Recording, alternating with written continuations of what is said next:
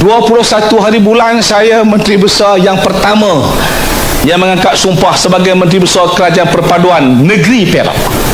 Lepas tu baru Kerajaan Persekutuan. Tuan-tuan dan puan, saya nak mengesahkan tak ada langsung masalah dalam mentadbir kerajaan negeri bersama dengan DAP di negeri Perak. Tak ada. Walaupun Barisan Nasional hanya ada 3 orang exco kerajaan negeri. Pakatan Harapan ada 7 exco kerajaan negeri. Dalam Pakatan Harapan ada 4 orang DAP. Ada 1 orang amanah. Ada 2 orang PKR. Jumlahnya 10 orang. Saya nak mengesahkan bahawa saya dapat mempengerusikan mesyuarat exco kerajaan negeri pada setiap hari Rabu, setiap minggu, setiap bulan tanpa ada masalah, tanpa pergaduhan, menunjukkan bahawa kerajaan perpaduan yang kita tubuhkan di negeri dan di pusat, kerajaan yang boleh kekal untuk sekurang-kurangnya sehingga akhir penggal ini. Jadi jangan ada keperluan untuk menerima tohmahan atau fitnah daripada mana-mana orang. Tuan-tuan dan puan, disebutkan Abang Mat boleh mengesahkannya dalam mesyuarat kabinet. Tak ada berkelahi, Abang Mat.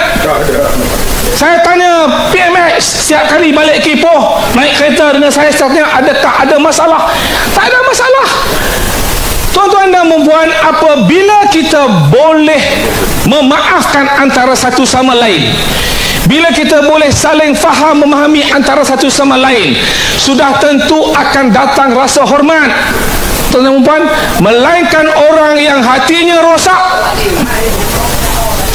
melainkan orang yang hatinya membenci, melainkan orang yang hatinya pemarah sahaja, yang tak nampak tentang kebaikan penubuhan sebuah kerajaan perpaduan. Tuan-tuan dan puan, kita kena akui, nak buat macam mana, jangan kita bising, jangan kita khiyau, kerana kita ditakdirkan untuk hidup dalam sebuah negara ini sebagai berkongsi. Kita ada orang Murud, kita ada orang Kadazan, kita ada orang Iban, kita ada orang asli, kita ada orang Siam di negeri Perak, kita ada orang Melayu, ada orang Cina, ada orang India.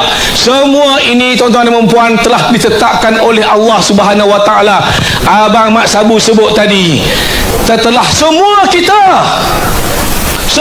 kita berlumba-lumba untuk menang pilihan raya yang ke-15 pada 19 November 2022. Wa makaru.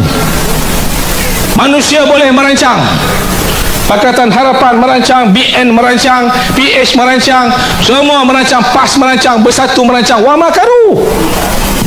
Wa makarallah. Allah juga merancang.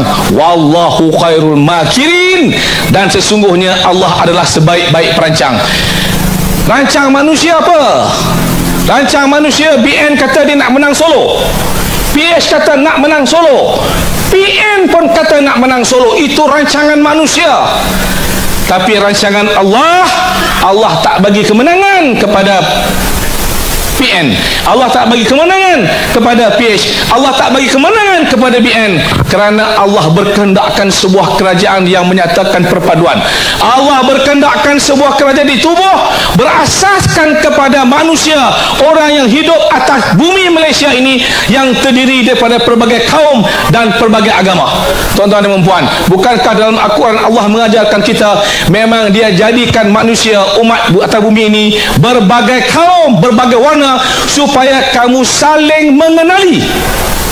Bila kita kenal, baru kita tahu perasaan. Bila kita kenal, baru kita boleh memaafkan.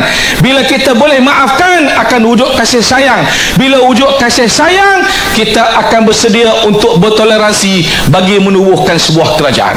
Tuan-tuan dan puan, qulillahumma malikal mulki tu'til mulka man tasha. Dulu orang bimbang kononnya DAP akan menubuhkan kerajaan Kristian di Malaysia. DAP dah mengaku dalam perjanjian dia untuk tubuh kerajaan perpaduan. Tak ada, dia pun mengaku, dia akur, dia pertahankan perlembagaan Malaysia.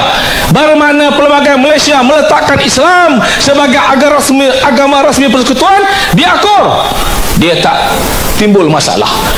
Dia akur apabila dikatakan pasal 153 berkaitan dengan hak istimewa orang Melayu. Dia akur Sebab itu bila ada peruntukan-peruntukan yang diperturunkan untuk MARA, untuk FEDA, untuk FEKRA, bila disebut ia untuk membantu orang-orang Melayu Bumi Putera, maka DAP tak ada kacau. Sebab dia tahu bahawa sebagai sebahagian daripada parti menubuhkan kerajaan perpaduan, dia mesti akur bahawa dia mesti mengakui perlembagaan persekutuan telah ditubuhkan oleh bapa-bapa kita semasa menubuhkan Malaysia dan juga tanah Melayu dahulu. Apa nak dibimbangkan?